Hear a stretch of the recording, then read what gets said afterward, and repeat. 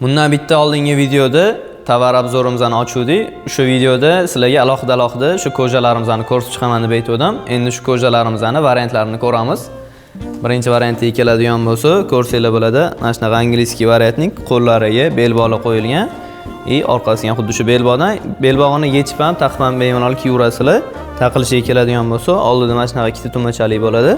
Cho'nchaklarini ham ko'rsanglar bo'ladi. Ikkinchi variantga keladigan bo'lsa, uzunligi 60 cm da taqilishi mana shunaqa zamokli bo'ladi. Yoqalarini ham piston bilan taqsanglar bo'ladi, ko'rsanglar bo'ladi. Qo'llari uzungina, kalta bo'lib qolmaydi.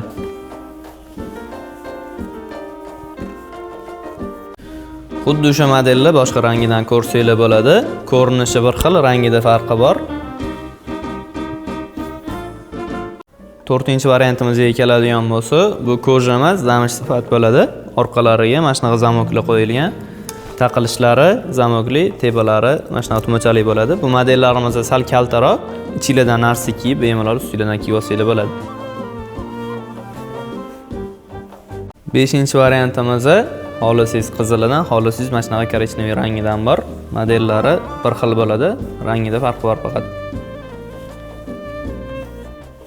6-chi modelimiz oxirgi varianti. Yoqasi mana shunaqa angliskiy variantnik bo'ladi. Taqilishlari ikkita tumachali, belbog'larini ko'rsanglar bo'ladi, qo'llariga ham ishlatilgan. Variantimiz juda ham eksklyuzivniy variantlardan.